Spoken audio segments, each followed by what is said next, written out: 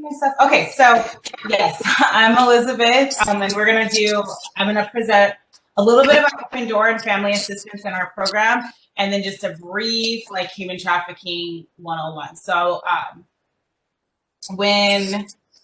let me introduce myself. So my name is Elizabeth Beebe. I'm the Community Engagement Manager here at the Open Door. When I came over to the Open Door, I was hired on as a youth advocate, so I have a lot of experience working with youth. Prior to that, I worked with Angel at CASE, the Coalition Against Sexual Exploitation, and prior to that, I was a human trafficking specialist for Operation Safe House in Riverside. So I've worked in human trafficking. I always say professionally for around 5 years, and I've had personal experience in it for about, I would say 3 years. So 7 to 8 years I've been working around human trafficking and victims of human trafficking. So human trafficking is an issue that we see everywhere in the world, and there's a lot of misconceptions about it. For today, we're talking about domestic sex trafficking because that's primarily the type of victims that we serve at the Open Door. And I just wanted to start by showing a video just so you guys can get an idea of kind of the women that we work with and what that looks like for them. So I'm going to hop onto this YouTube screen and share Rebecca's story. This is a typical type of story that we hear with the women that we work with, and I think it always helps with a video to kind of just loosen everybody up and hear what's going on.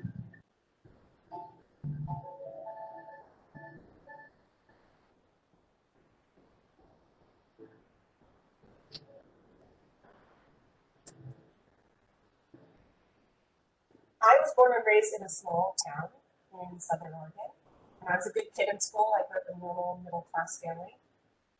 Got great grades. I was really active in sports, and I even graduated a year early. I was accepted into Oregon State University, and I had my dorm room already assigned, and I was really excited to move up to Corvallis. But that summer, I got pregnant by my boyfriend, and I had to make a real tough decision whether I was going to keep my baby and unenroll from university or to get an abortion and keep it all secret. That was a really tough summer for me. After I had the baby, I had some friends that had gone up to Novo to go to college, and they had an extra room in one of their apartments. It was at that time that I met a boy or a guy who pretended to take interest in me. I really thought he liked me, and we got along really well. He was really funny and charming, and he had a nice car, and he always picked up the tab. He had nice clothes, and he told me he was a record producer. They had a band up in Portland, and that's why he frequently went out of town. There's a saying that says, when you take a child by the hand, you take another by the heart. And I really think that's what happened for me, because I had this new little girl and this man who showed this desperate attention towards her, like he wanted to really help make this family that I really wanted for my daughter. And he invited me to move in with him after about 6 months of dating. I was really excited. And I brought him down to Southern Oregon to meet my family, and everything seemed fine until we arrived in Las Vegas. He said we were moving there because that was the entertainment capital of the world, and being a record producer and having a band, that's where they were going to get the most gigs and the most jobs, and that's where his job was leading him. So I desperately wanted to go with him, to be with him, and to start this family that he promised me. He pulled up to an escort service, and he said, "This is how it works in Vegas. I've spent a lot of money to get you here. I put first and last on an apartment. I filled your fridge up with food. You're going to need to run that money back." And I felt trapped. I felt like, how am I going to get out of this? And you didn't know if you were going to live or die. You didn't know what he was going to do or what he was capable of. And so it was really scary. I can remember just running through the casino thinking, these people don't even have a clue what's going on. They're just, cha-ching, cha-ching, Las Vegas, yay! And they're doing all this stuff, and I'm running for my life. I'm running from a man that has forced me into doing things that I didn't want to do. When you have trafficker is waiting at home with your child and says, if you don't bring home $1,500, you're going to find a dog out on the corner. I think I was probably more frightened to go home than I was to be in the room. Because if you got robbed, it was your fault for being stupid. If you got raped, it was your fault for not watching your back. Anything that happened to you was typically your fault, and you incurred more punishment for allowing those things to happen to you. So it made you always walk in fear of your trafficker.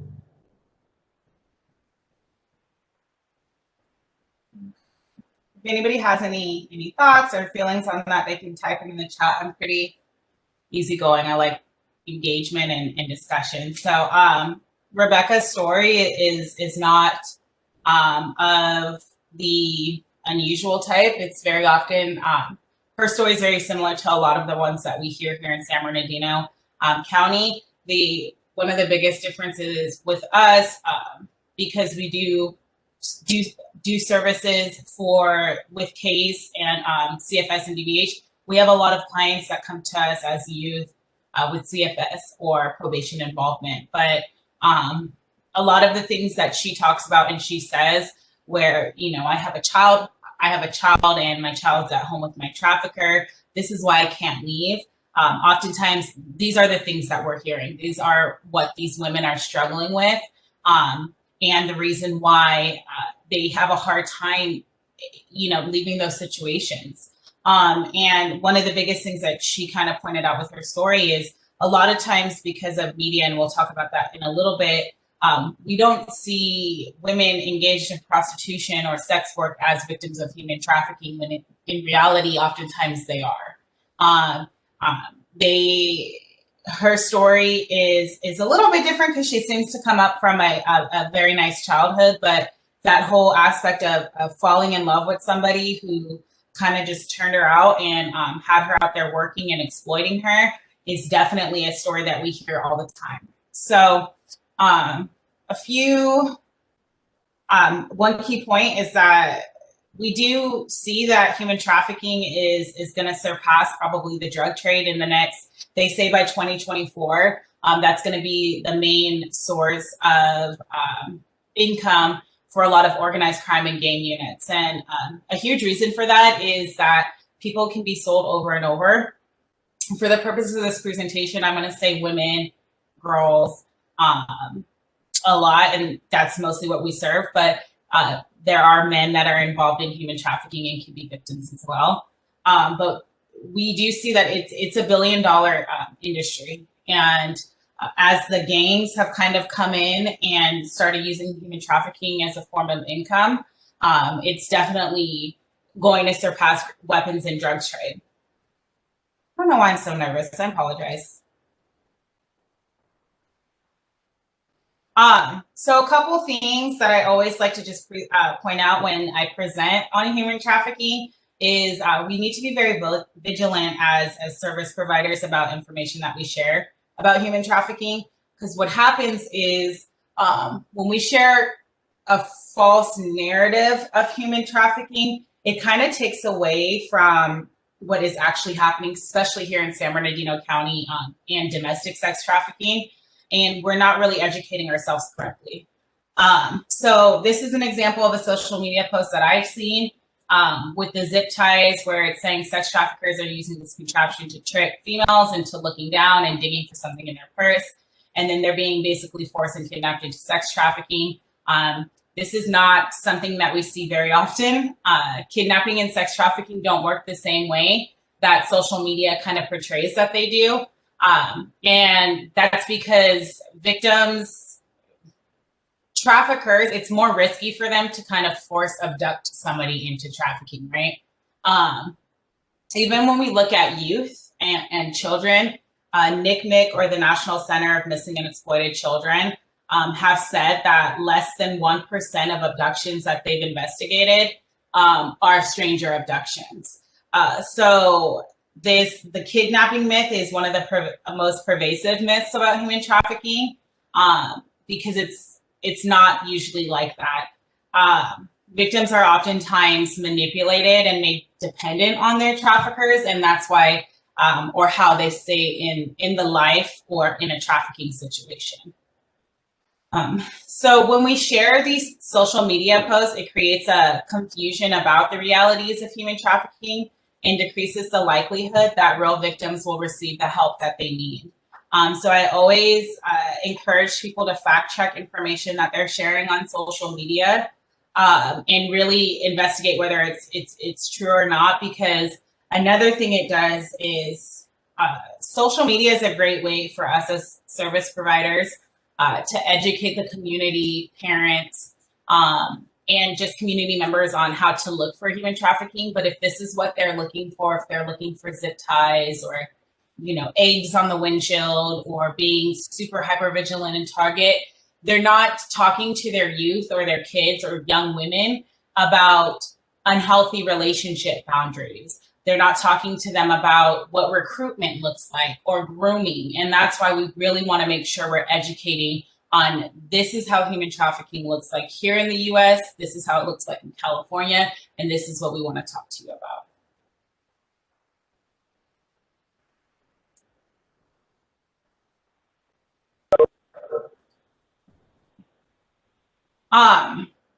So human trafficking, for it to be considered legally human trafficking, it has to involve the use of force, fraud, or coercion to obtain some type of labor or commercial sex act. These are some examples of what we typically see with force, fraud, or coercion. Fraud is one of the biggest ones that we see, especially when the women are young. And that fraudulent behavior is the fake relationship that the trafficker is pursuing with the victim, to make them think that they're working for their family or providing in a way that is in a relationship with this person. Sis, I think you have a question in the chat. It says, yes. What about the 1F markings left by supposed human trafficking? So I'm not familiar, and I don't know if you can kind of elaborate on that. I've not heard about that. Let me see who asked the question. I'm not sure who asked it. It just says DBH office. Oh, if you want to elaborate. It was me. I saw it on social media, so mainly on TikTok. So they would, supposedly, human traffickers would mark your house or your car with, if they see one female or two females, they would mark your car and supposedly do the whole kidnapping thing you were speaking of. So I've never heard of that, and to be honest, you want to be very careful with some of the information you're getting off of TikTok, YouTube too, because there was really a trend that I noticed of people sharing their trafficking stories and how they were almost kidnapped. But so for San Bernardino County, and I'm going to go over some of their statistics, the task force has said they've probably worked one kidnapping case where their victim was kidnapped in the whole time that they have worked as a task force or function as a task force. So the kidnapping is really not something we see common. It's really uncommon for it to be involved that way. I know there are a lot of stories about children being kidnapped and sold into sex trafficking, and I don't want to say that doesn't happen. It definitely does. But for San Bernardino County, that's not a trend that we see, and it's not something that we heard of. None of the participants we worked with were kidnapped or forced into sex trafficking in that way either. So I can definitely ask the task force about that, because it was the same when the Wayfair conspiracy theory went around too. Our task force had investigated that as well. And looked into it, and it was really found to be unfounded. And I don't want to say that this doesn't exist or happen, but really what traffickers, the ones that we see, are really doing it by psychological manipulation, or it's familial trafficking. So either mom's trafficking, dad's trafficking, uncle's trafficking, or it's a boyfriend or some sort of relationship there. So I will definitely research that because I haven't heard it, but I always tread softly with some of because I'm on TikTok too, and I see a lot of videos. And working in this field for so long, some of the things you can kind of tell that it's for views and clout more so than actual factual information. But thank you for that question. I'm actually going to ask the task force about it because I haven't heard of it. So a couple other things that we look at for reasoning why traffickers or how traffickers lure them in is they're looking for people who are susceptible for a variety of reasons, right? So they're looking for people who have any vulnerabilities, psychological or emotional vulnerabilities. It could be economic hardship. It could be lack of a social safety net. That's why we see a lot of like CFS minors that get involved in trafficking. And then that it also can go up to natural disasters or political instability, especially when you're looking at international trafficking. But the trauma caused by traffickers oftentimes is so great that victims don't identify themselves as victims of trafficking. So very, very rarely do we go to a call where the victim is like, yes, I am a victim. It's usually like, no, I'm not a victim. This is my boyfriend. I love him. I'm doing this because I want to. And then we will look, or the task force will look through their phone, and there's text messages like, if you don't do this, I'm going to kill your dog, or I'm going to beat you up, or all types of things, right? So there's a lot of psychological manipulation into that. A few myths and misconceptions that we most commonly see is that it doesn't happen in the US, or that with the foreign-born too, or that issues with immigration and border issues are contributing to human trafficking. They do contribute somewhat, but most of the victims that are identified in statistics and federal reports are actually US citizens already. And there's a difference between smuggling and human trafficking. So that often kind of gets blurred sometimes, where people think that the act of coming into the US is human trafficking, when the reality is it's not. So there is the smuggling piece when you think of, and I'm only going to use Mexico for an example because I know about how the coyotes will work and bring people over. That's smuggling. When they come over here to this country, and if somebody says, either the coyote or somebody else says, oh, you have to work in this field as a migrant worker because now you have a debt of $10,000 and you're going to work here for free and pay it off, that's when the element of human trafficking comes in. The same thing when we think of, I've heard stories of the Connex ships where people are smuggled in through ships. Once they get here, if they're smuggled in is one thing. Once they get here, if somebody is holding them by debt bondage or forcing them, that's when you have that element of human trafficking. So hopefully that makes sense. Another big misconception is it's only sex trafficking. And that's not the case either. So we see a lot of labor trafficking when it comes to with children. We see labor trafficking in agricultural work, in domestic servitude, with nannies. We also see it in big corporations as well, where they are brought over here to this country, even maybe on a work visa under false pretenses, and they're expected to work this debt off that they never pay off, right? So they're working for free.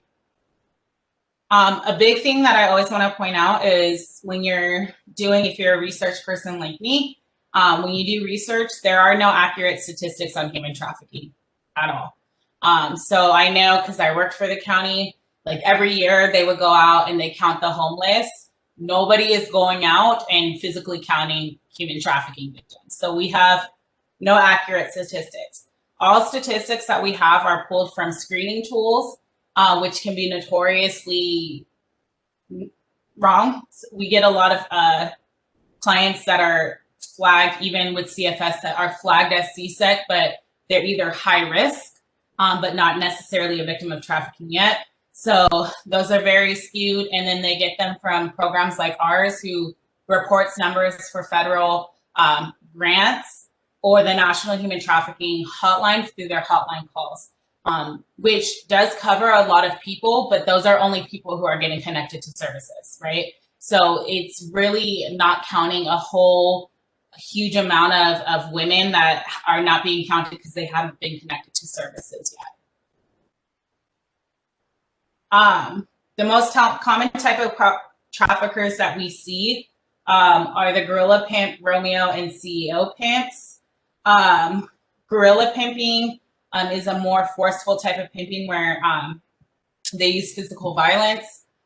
We showed video in our pimp culture presentation where the pimp described that he put his girls in dog kennels and forced them to eat cat food until they turned out. This kind of style of pimping became more prevalent when gangs got more involved in human trafficking. Your Romeo is going to be that boyfriend pimp who's kind of really using their finesse or their mouthpiece to lure these girls and control these girls. And then we see CEO pimps are going to be your legitimate business owners, such as brothels, massage parlors, and things like that. Another type of CEO trafficker or pimp that we see would be a common type of labor trafficking is in nail salons. A lot of times the women, or not a lot of times, but there have been times that have been founded where the women sleep in the nail salon, they're not allowed to leave. And they just work there. Even though they're licensed nail tech and it's a legitimate business, it's still labor trafficking or trafficking. So these demographics come from Polaris's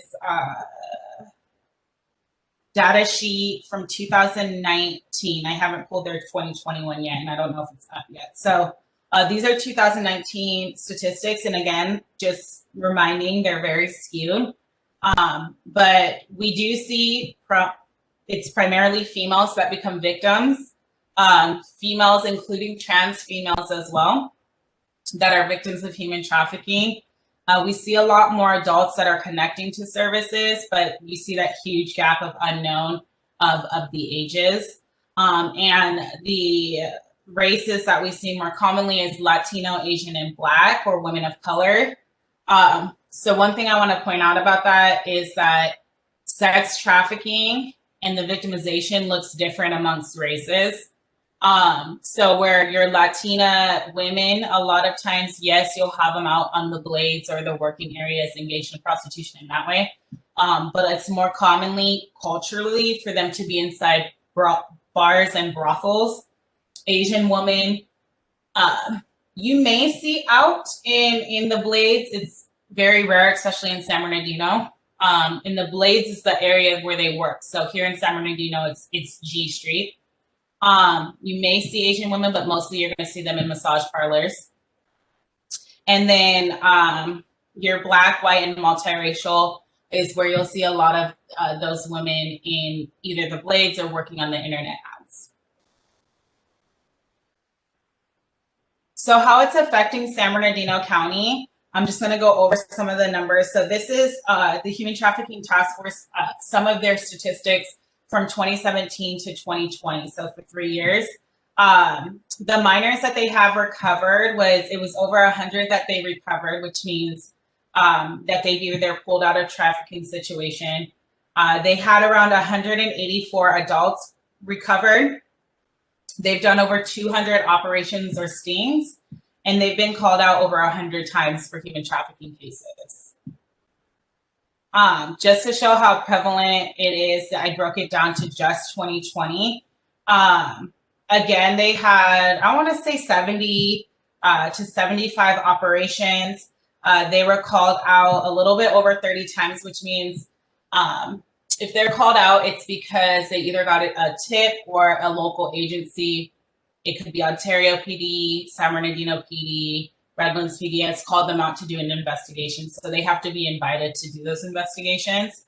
They made over 150 arrests, and they recovered, I think it was over 30 minors, and then over 40 adults recovered.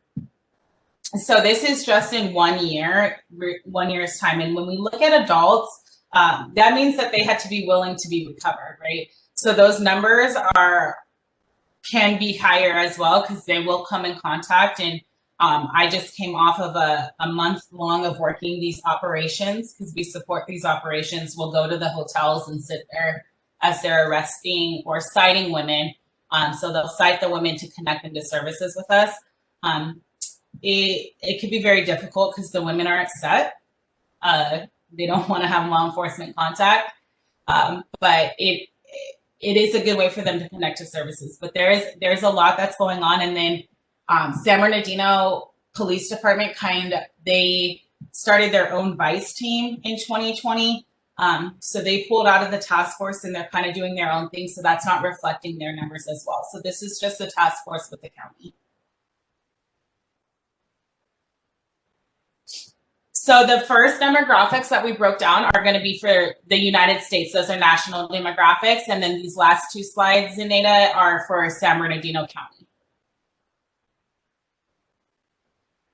So I'll show you another video at the end. But our agency is, so we are from the Open Door. It's a program under family assistance. Our program was kind of put together because we have our youth shelter, our house youth shelter, and they were seeing a need for minors to have advocacy services and help who were either in the life or transitioning out of the life. And so when I say the life, it is the subculture of prostitution, right? And that's where the trafficking is happening. One thing I didn't mention before is if it is a minor, and it is sex trafficking or prostitution, minors cannot consent to sex. So whether there's force, fraud, or coercion involved at all, it is considered sex trafficking and it is considered human trafficking if a minor is involved. So we kind of came up with the program, The Open Door. It was essentially one woman. Emily was doing all the advocacy services, taking the girls to these appointments and kind of just providing support for them. We're a survivor-based agency, which means most of our staff have been survivors of either prostitution, sex trafficking, labor trafficking, or some sort of trafficking experience, which is a really good way for us to kind of connect with our clients as well. We offer a wide variety or menu of services. The biggest thing is that survivor mentorship. We don't like to lead with like, oh girl, yes, I've been through it too, because usually that discredits what the client is going through. But we always have that experience of understanding what it is like to be in the life, right? Because a lot of people don't know what it's like to be in a position where you have to sell yourself for money or feel even degraded in that way. So we can connect with our clients like in that way. We provide support to them through advocacy, through mentorship. We'll go to court with them and sit through all of their trials if that's the case. Some of our advocates have done things like sitting with them at the TAD office and explaining them how to apply for benefits. We do all types of mentorship in that way. We do case management with our clients, mostly our adult clients, because one huge need that we've seen is minors tend to have, especially if there's CFS or probation involved, they have kind of a team around them that helps them navigate through all different types of experiences, whereas adults don't have case managers usually to help them navigate. And when you are a victim of human trafficking, especially if you have an investigation going on, there's so many agencies that these women are involved with, and we do case management to kind of help them navigate through it. So it can be very overwhelming to have to deal with attorneys, law enforcement, public defender, then medical, mental health if you need that, trying to navigate getting into shelter. So we do intensive case management, doing trauma-informed care with our clients. We also offer our county's prostitution diversion program. So if you are cited in the county of, well, really in the state of California, but for San Bernardino County, if you're cited with loitering with the intent to prostitute or solicitation, loitering with the intent to solicit or prostitution, when you go to court, the judge will order these women prostitution diversion program classes, which we facilitate. And once they complete 8 of them, it's 8 for their first charge and 16 thereafter, the judge will dismiss the charges. We do a variety of community trainings. So we offer the county's 40-hour human trafficking advocacy training as well. We have a ton of volunteer opportunities that we are looking for volunteers to do on-call advocacy and to work in our transitional living program and do street outreach. We have our county, well, there's about 2 or 3 independent living programs for trafficking victims.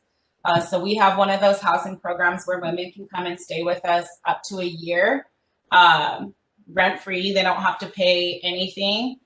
They can come there, they learn life skills and do case management there. They can bring their children and their pets with them. And we also have emergency shelter where victims can stay up to 30 days. So in our housing program and our emergency shelter, we can house male victims of trafficking as well. We just haven't had any male victims that have come in. And then we also do our county's street outreach. So we'll do the Blades in San Bernardino. Sometimes we do Pomona in Ontario, and then sometimes up the hill where we'll hand out harm reduction bags that have contraceptives. They have a granola bar, hair ties, chapstick. Right now they have masks and hand sanitizer in them as well. And we just drive on the street and hand those out to the women out there working. We also offer 24-hour hotlines. So there's always an advocate on call to respond out for emergency response, to provide referrals or help clients in a crisis. The 24-hour hotline is now ringing to our shelter, so they can connect people to shelter right away if that's the case too. We do have the ability to pick up and Uber people to and from our shelter as well. So we always recommend, even for service providers, if you're looking for services and it's after hours, you can always call us and we can try to connect you in any way possible. So our parent program is Family Assistance Program.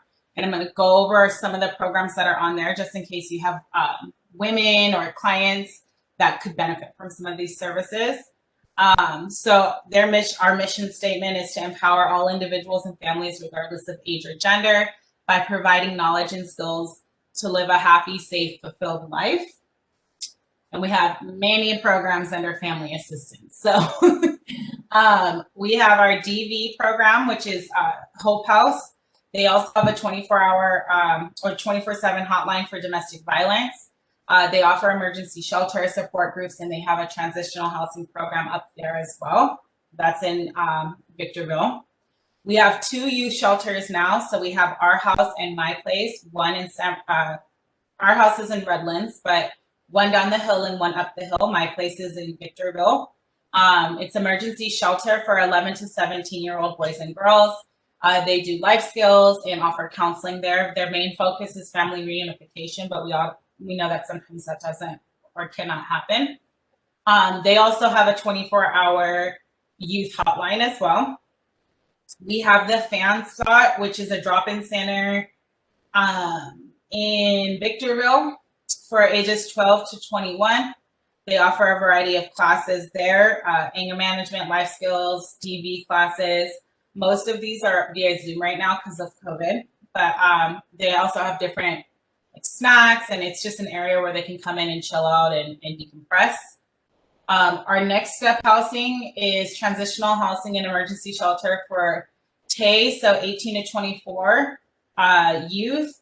Probation clients, for probation clients, they do need to have a referral from probation, and for parole as well, they have to be referred over from parole. And then also victims of crime. So we have multiple houses up the hill and down the hill to house people for next step. And then we have our new youth drop-in center in San Bernardino. We share an office with them, so it's right there off of 7th Street. And it has a youth drop-in center. They have like Xbox in there. They do different classes. They'll do movie nights and they'll hang out with the staff there. They have computers there. They can look up for jobs and help them build resumes and things like that.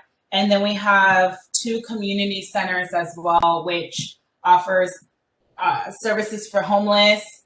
They can come in there, they get popcorn, they can charge their phone. They'll help them with hazard navigation. They have access to the computers there, and they give them a lot of different supportive services. So I think that's the end about like our programs. Does anybody have questions about any of the programs or Open Door or anything?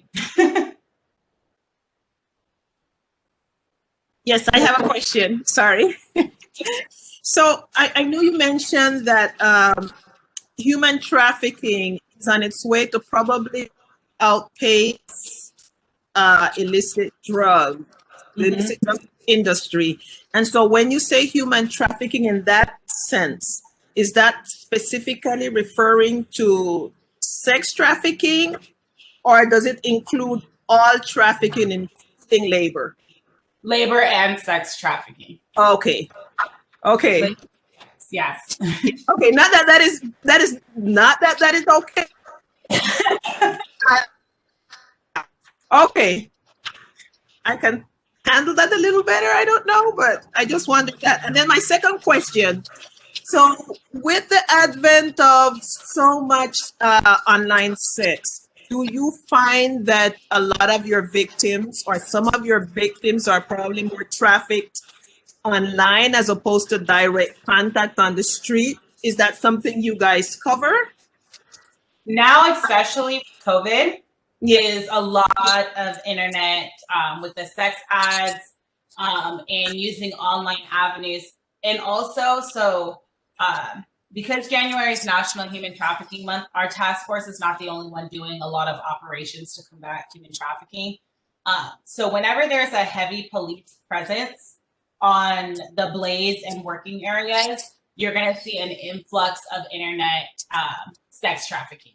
So all of those internet ads go up because they think it's safer, which it is not, because you never know who you're meeting online. So they think it's safer and that they can screen people better through the internet. So the internet ads, like when you actually look at them, there's probably like 400 to 500 internet ads running in a city each day at any given moment. So there, a lot of them will, and some of the girls, some of our clients will work both. So if their pimp wants them to work on the blade for a certain amount of hours, but have an ad running in case, because it's about making that money, right? So if a person calls through the ad, then maybe they'll leave the blade to go do that date, and then they're back on the blade again. Wow. Thank you. Yes. And then we also, in another, because I've seen a lot of the ads more recently because I was a part of the operations with the task force. There's a lot of minors on there as well. And that's what's, it's really sad. And because some of the pictures, you can tell that they're minors. And people are still purchasing sex from them.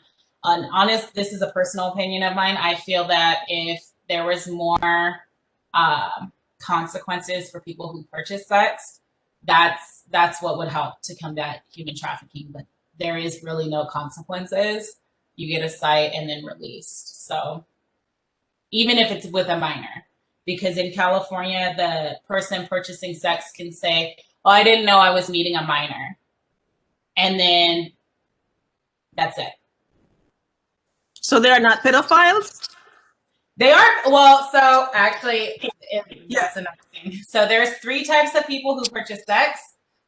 So you have pedophiles who are looking to purchase sex from a minor.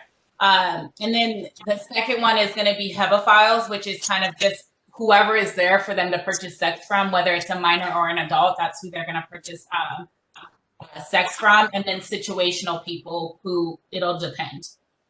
And then to answer Gabriella's question, my youngest client that I had was 11 on my caseload. Wow. And one more question. So I know that it's not a new law anymore, but I know there is a law that went into effect for California, I believe, where people that are kind of sighted are picked up on the blade or wherever for sex work, or minors are not charged. Can you expand on that? How does that work? So that is essentially, nationally, it's more so known as the Safe Harbor Act. So in California, it's Senate Bill 1322, which was passed in 2016 and went into effect in 2017, which states that minors can no longer be charged with prostitution because they can't consent to sex.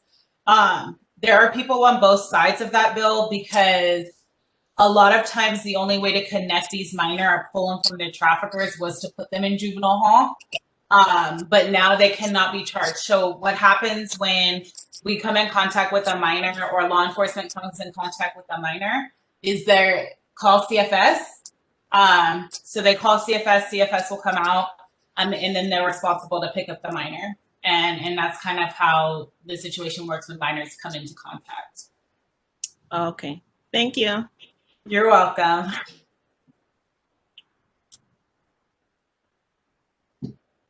Thank you, Elizabeth. I think we had another question. It says, would it be possible to get the PowerPoint? So much great information.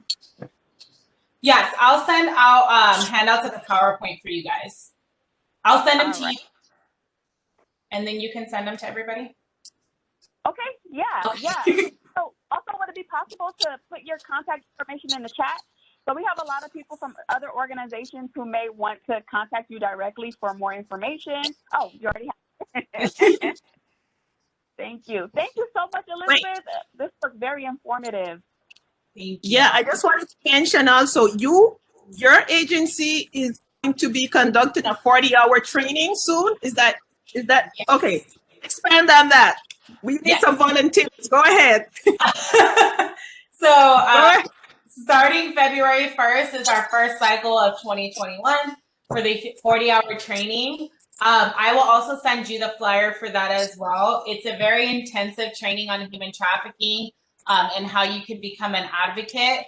I always encourage, even if you don't want to volunteer with our organization, if you're looking for training on human trafficking, to go ahead and join the class. It is going to be every Monday, Wednesday, and Friday in February from 5 p.m. to 9 p.m. It's in the evening, and it's conducted via Zoom. So the registration is open for that. I just added more tickets because it's sold out. But I will send the flyer, and if you guys are interested, because we're in this presentation today, I can add anybody on as a professional courtesy. Thank you.